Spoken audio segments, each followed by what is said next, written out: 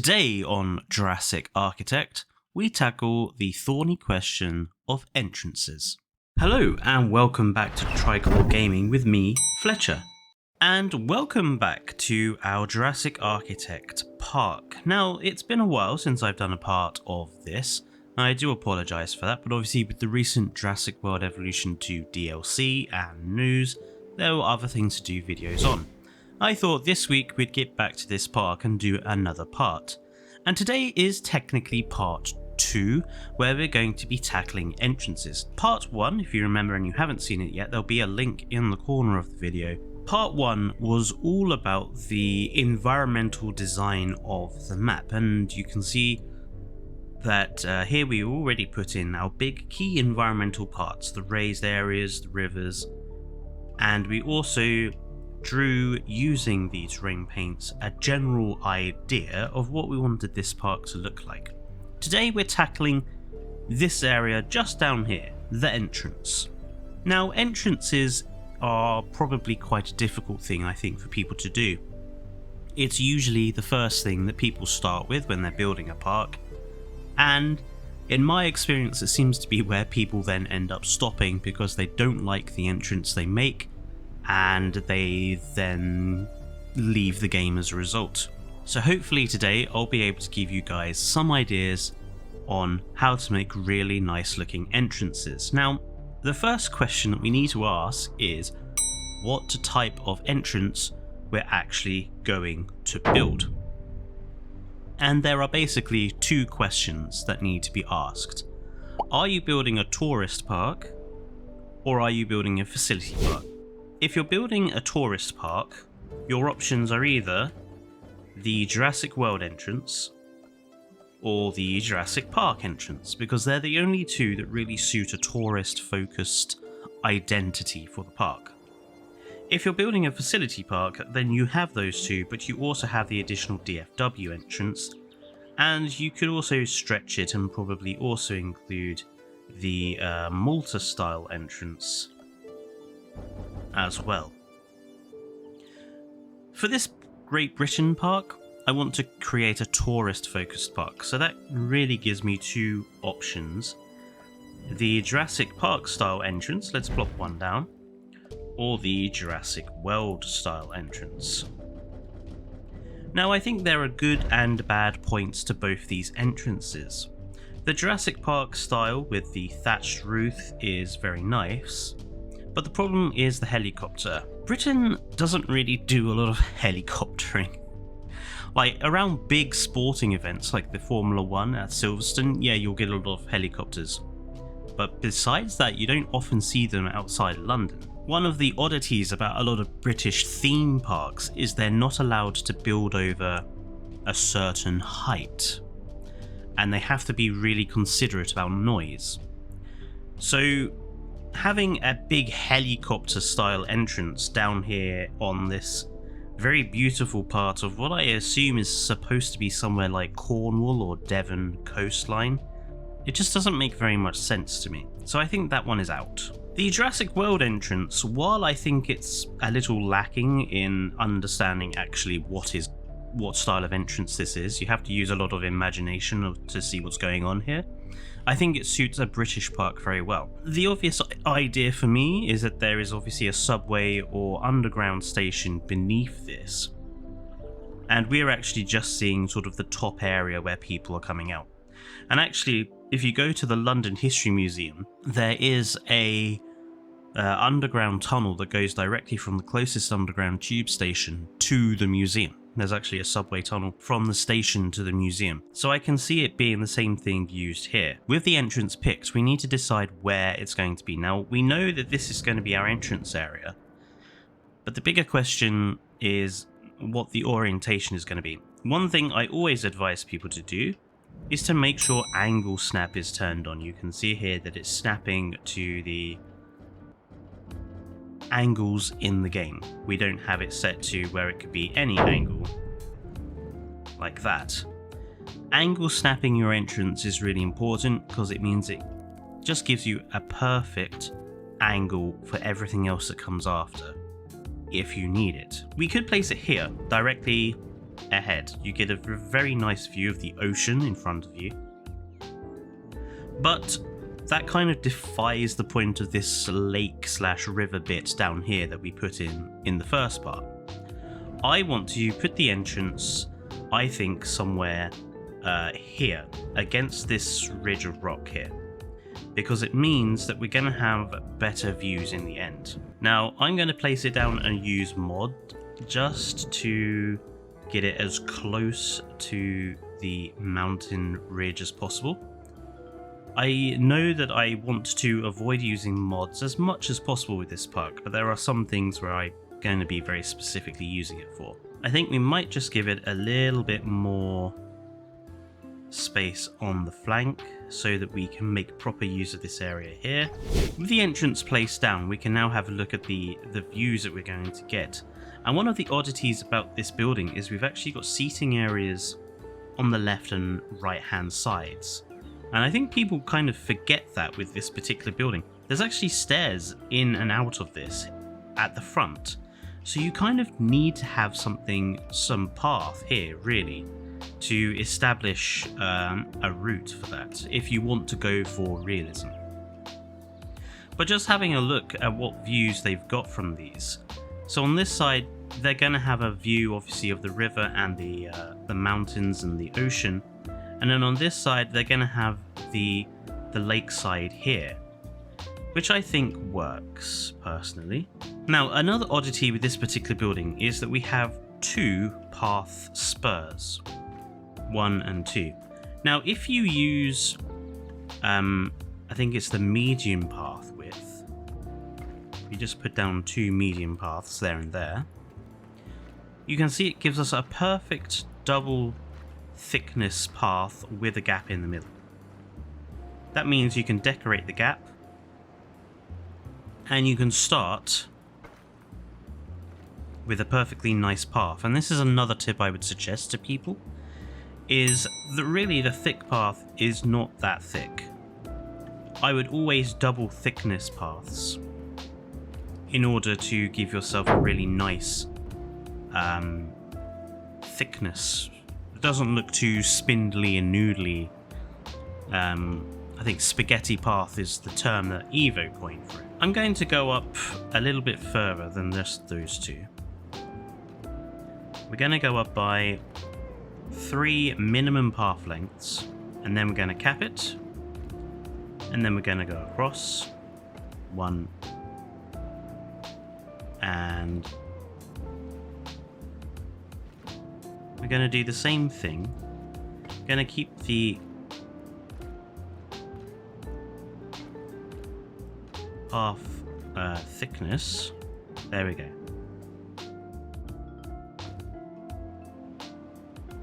Perfect.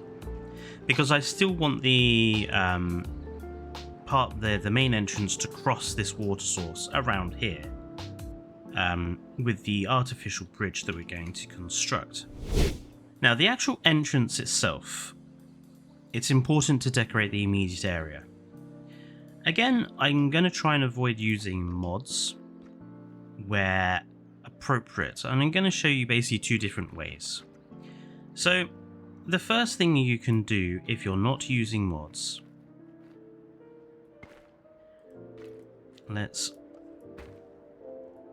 is to try to create a sort of nice curved boundary. That's a little too close. Something like this.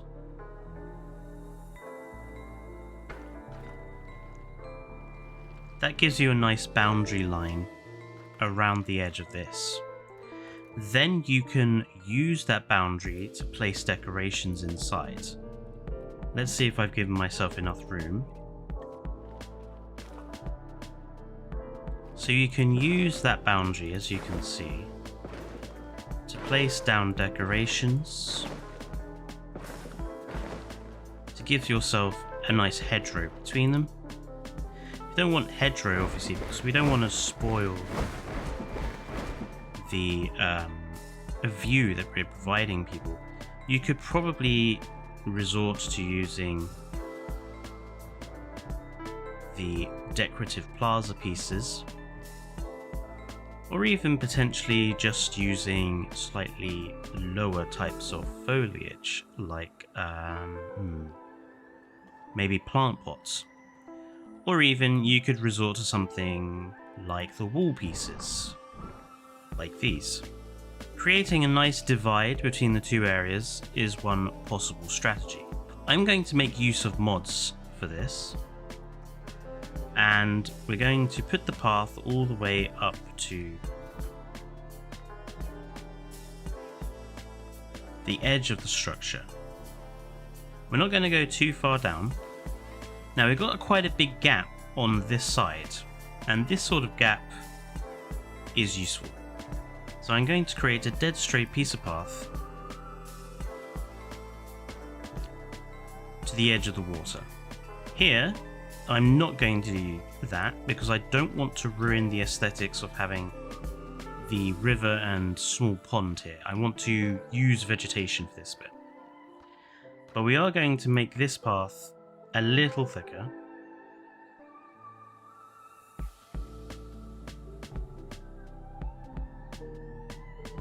But not that thick. We just want it slightly thicker. There we go. Same down here. Just going to double up the thickness slightly. I pretty much do this with every path, is to always double up the thickness.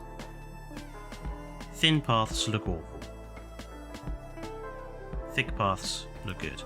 I'm going with the dark sort of Jurassic Park paving here because I think it suits a very British style. We do have a lot of cobbled and tiled paving in this country, and I just think it suits where we are in the world. Now for the areas in the middle, I'm gonna just outline them with sand. This is just to tell me the areas in the middle are going to be for decoration. Now this back area on this side of the path is basically going to be vegetation. We're not going to do very much with it, so I'm going to put ginkgo into here. And we'll talk about vegetation in another part, but the ginkgo brush works well for Britain. We do have ginkgo in this country, and it fits quite nicely in that gap. Creates quite a few nice trees, so we're going to go along with it.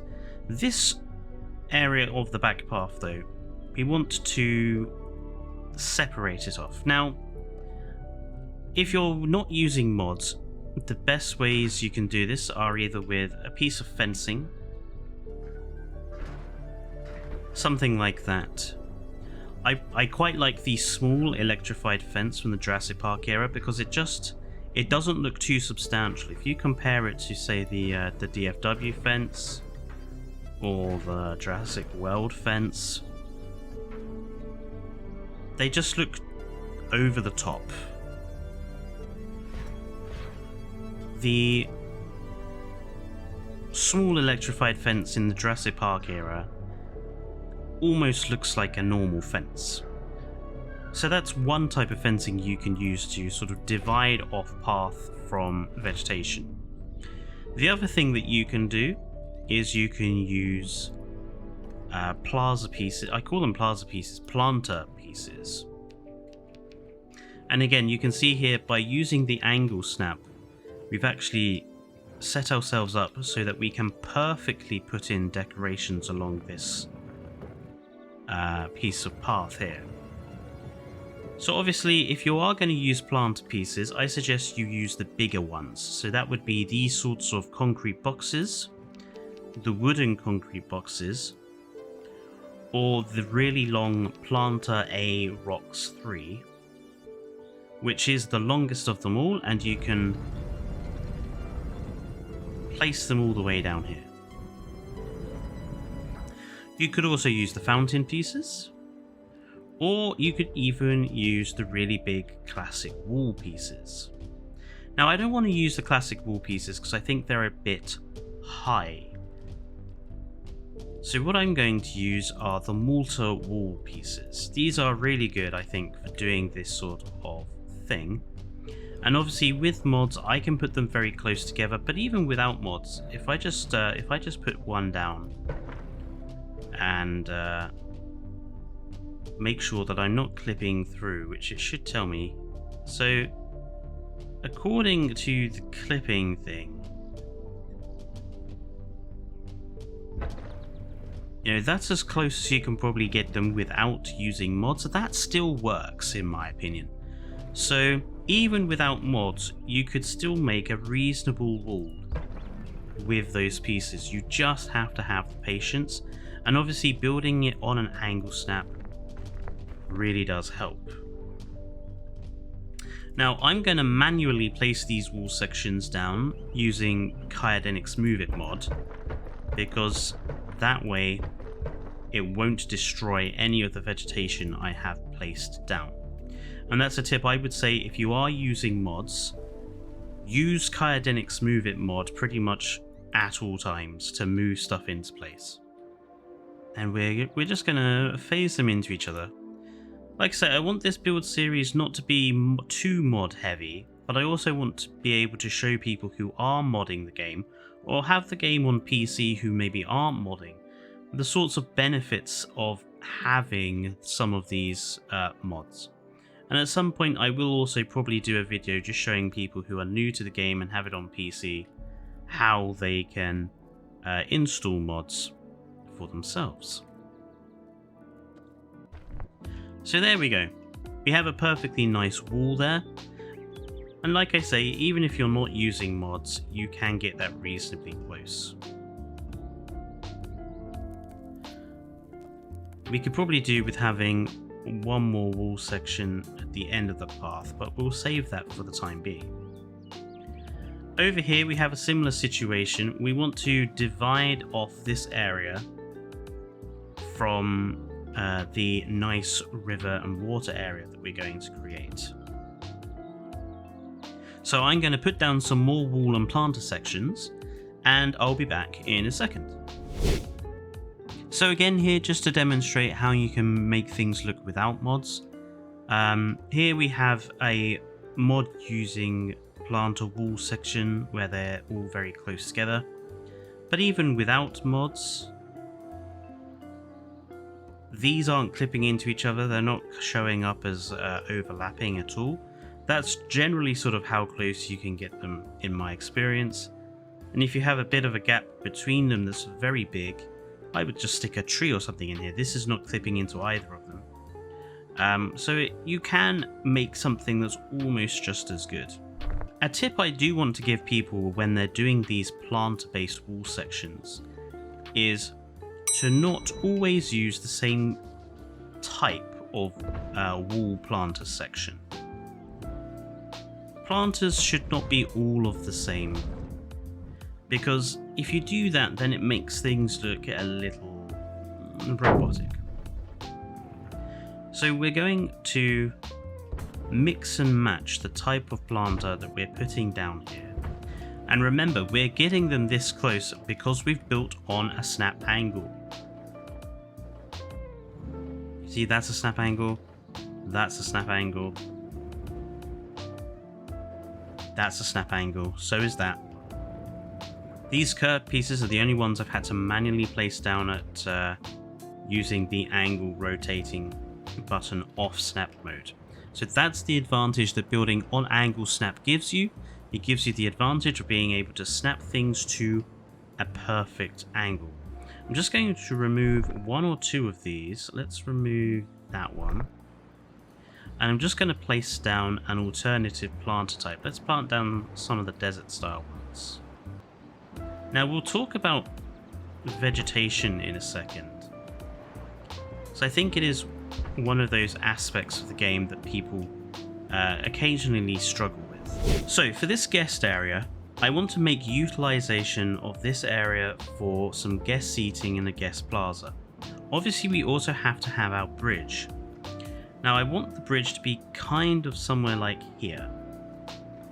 So I'm just going to put in the initial path that's going to go down that way.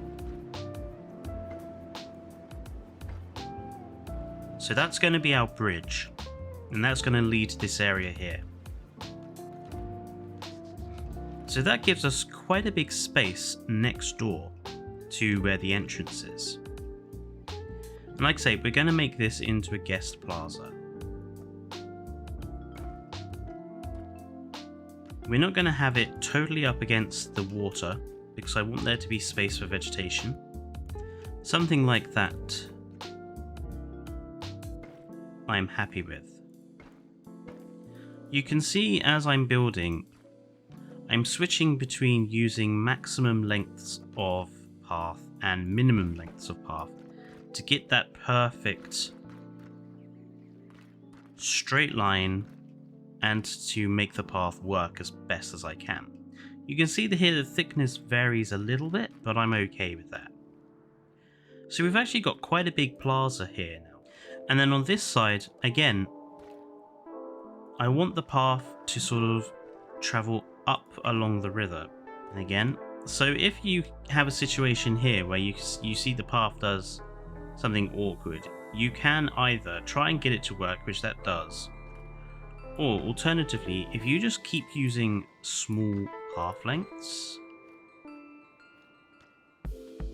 you should be able to get it to snap perfectly. So that gives us a nice area here and here as guest plaza. These two areas, I mean, I think they are big enough for a guest building. Let's have a quick look. Something like a medium amenity potentially would work well in here.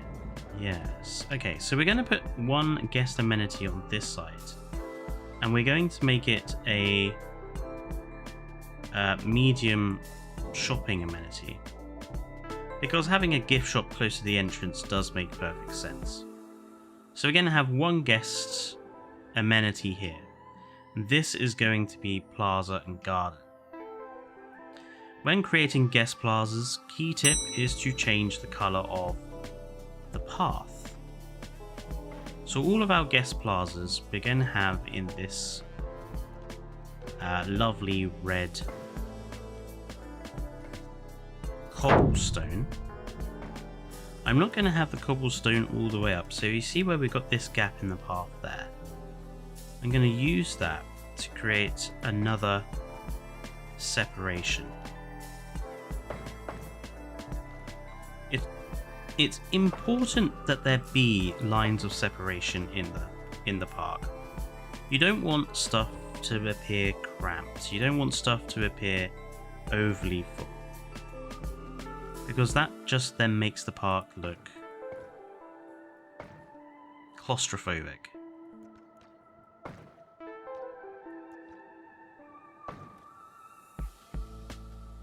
So here, even though we're putting in a plaza, I'm putting in gaps in it. So these areas here are also going to be for gardens or decorative flair. Building around amenities can be tricky, because you have that awful horrid back piece that you kind of don't want to see. I would always suggest never having the amenity actually on the path like this, so I'm going to redo this.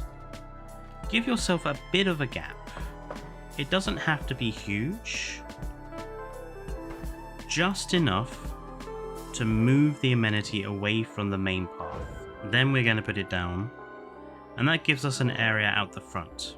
Now, without mods, what I would suggest you could then do is put planting and vegetation down around this to block it out. With mods, you can also put down path under and around all this really well in order to create a bigger plaza. I'm going to leave the amenity section for now because that's a completely different video, and let's tackle the rest of this plaza. So we need to finish creating the outer wall around this, and then we need to create the inner wall around here. So I'm going to go away and start placing down wall sections, and I'll see you in a bit. So there we go, we have our perimeter wall sections put in, and we have our perimeter flower beds put in. This plaza area here, Now, making guest plazas, one of the most important things you need to do is to separate the guest plaza area off from the main path. You do that by changing the path color, but also by creating artificial barriers inside as well. So decorating guest plazas and amenity areas is going to be part of another video, so I'm not going to do too much of it here. Let's instead focus on the immediate area around this river, because this is one of the key design aspects of this zone. We wanted to create a nice river area. So what we're wanting to do is to create a nice riverside area of vegetation and natural terrain, just to create a nice view, essentially. Now, the first thing I would suggest you do when you're dealing with water is to create artificial depth. You can see the water by default on the England map has the dirt texture underneath. I have never liked that, because it doesn't really help create artificial depth. So what I'm going to do is we're going to start with having sand at the water edge. You can't go beyond the map boundary, unfortunately, but it'll do. And then in the river itself, we're going to use the grey slate stone to darken the river.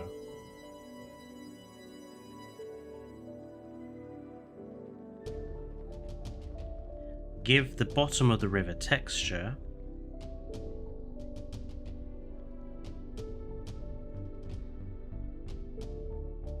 And to actually make it look something a bit more realistic. Really close to the water, we're just going to use the dirt texture.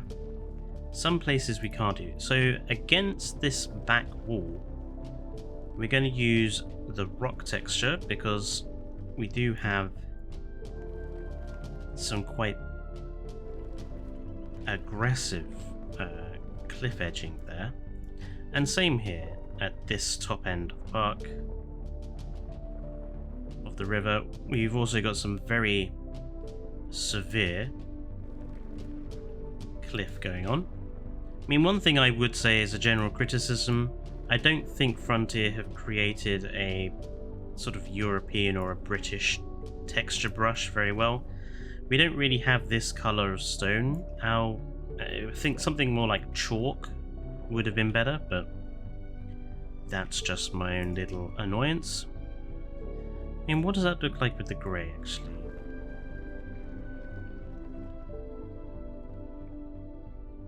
Maybe the grey is better.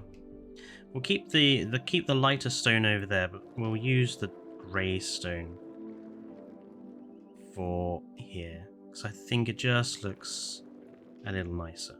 After you've done your terrain painting, next up is your rocks. We're going to use, I think, a combination of rock types. We'll start with the Taiga rocks though, because I think they're the best for this particular zone. Again, if you're using mods, you can get them very close together.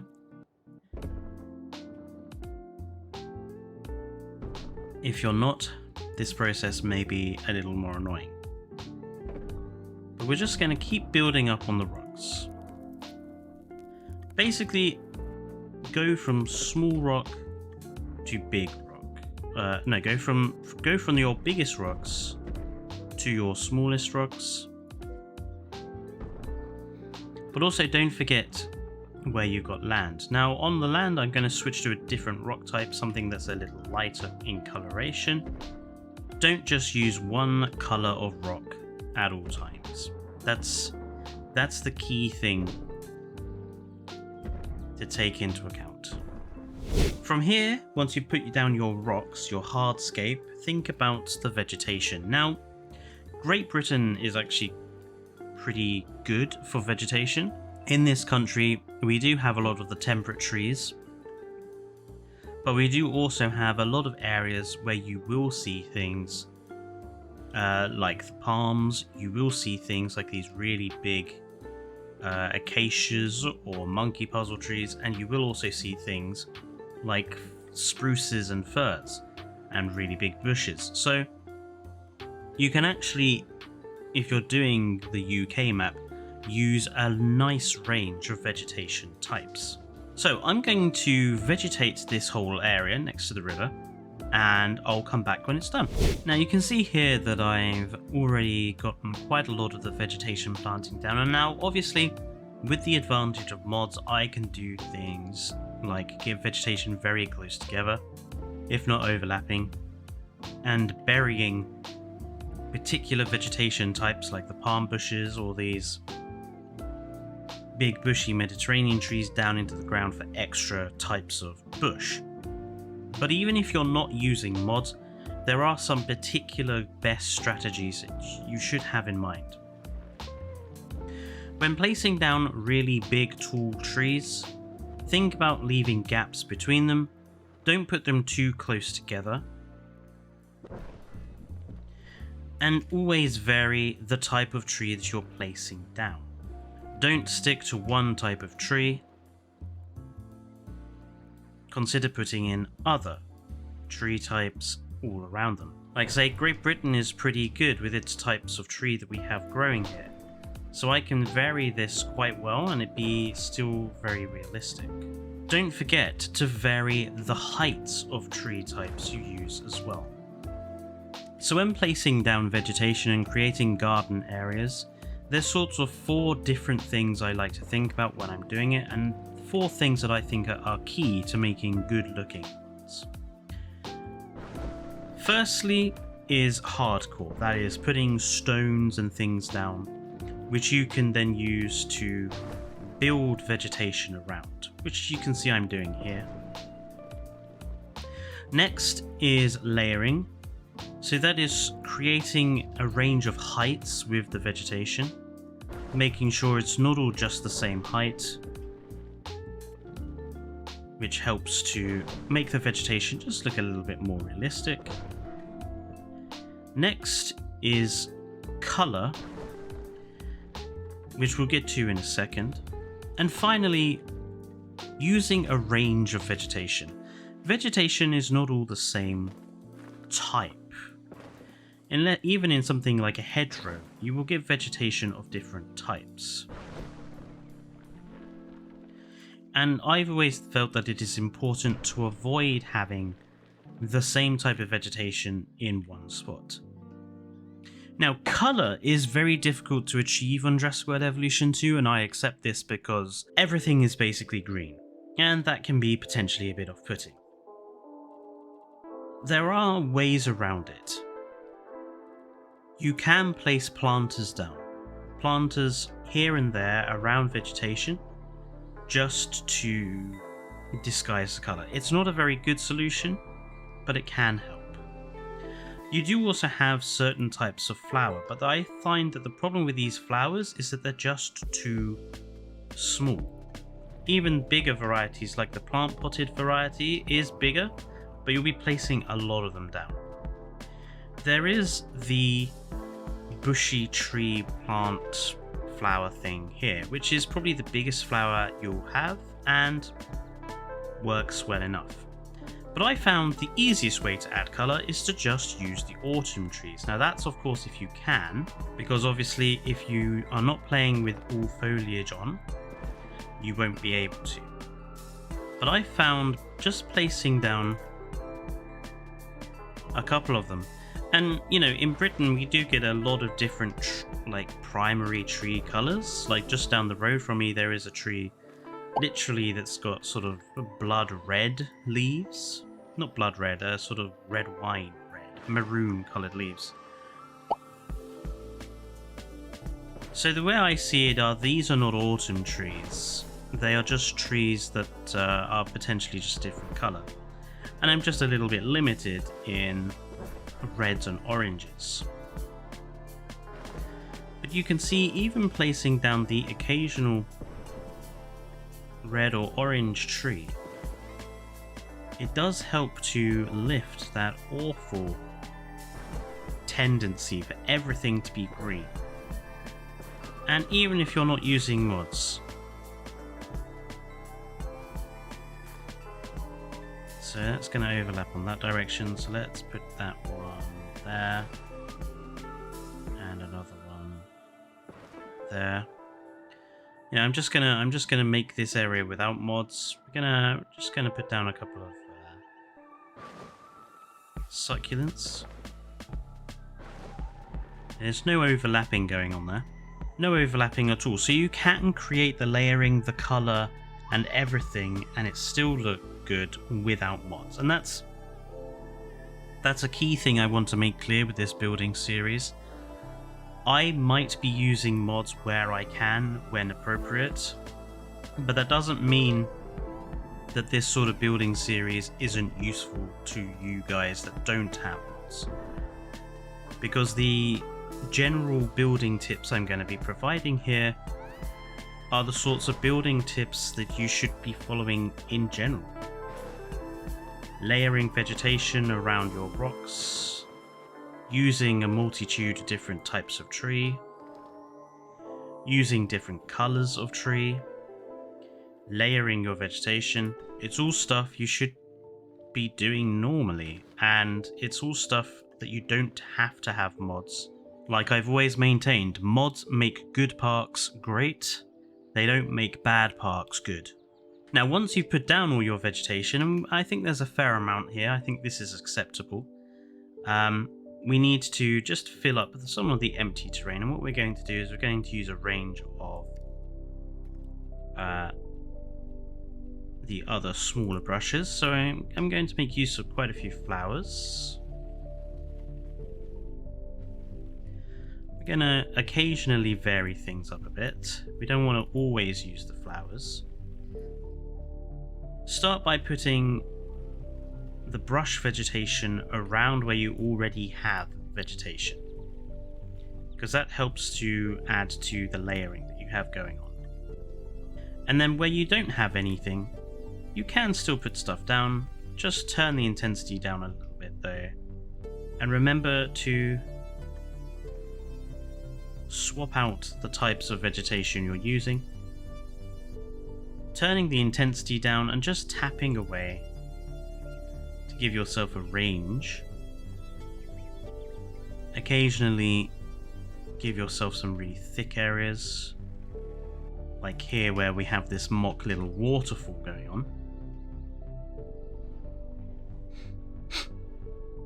And of course, once you have something like this, you can also add further decorative flair. Like a really useful thing you can do is put down the log pieces. Log pieces, I think, are a wonderful way of adding further interest to rivers and watercourses. So we're going to put down a couple.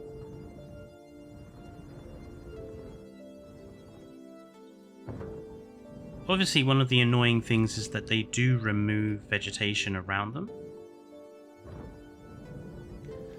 But if you place them with Kyodenics mod, again, if you're using mods, it shouldn't interfere too badly with them. And you can also fold them into other plants.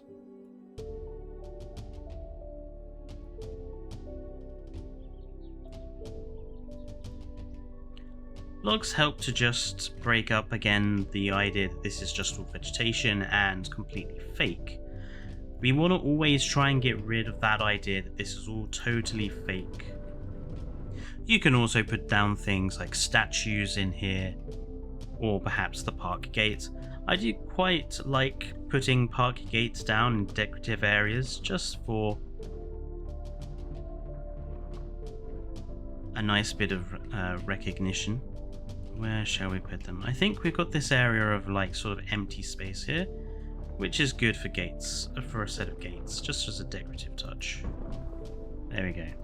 Put the gates there because obviously they're going to be in view of the bridge when they're coming across, so it'll look quite nice, and it's not in the way of anything that you might want people to be looking at. So that is basically the entrance area of this particular park done and dusted. Like I say, there are more elements here. The decorating around the amenity, the decorating of plazas, but that's going to be a particular video that I want to do. Next time, we're going to think about our very first enclosure. and how we go from the entrance area of the park to our first enclosure. Now, our first enclosure is going to be a lagoon, because I think people have the most amount of trouble by putting with their lagoons. And we're also going to build the bridge, and I'll show you how to build decent small bridges, and we'll focus around the lagoon and the initial area around an enclosure.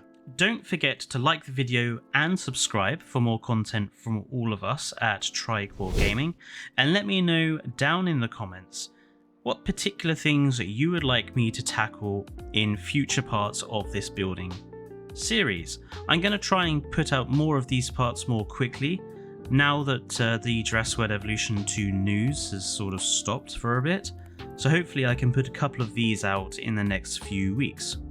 So join me next time to look at building your first enclosure, and I hope I've given you some ideas, tips and tricks to build nice looking initial entrance areas.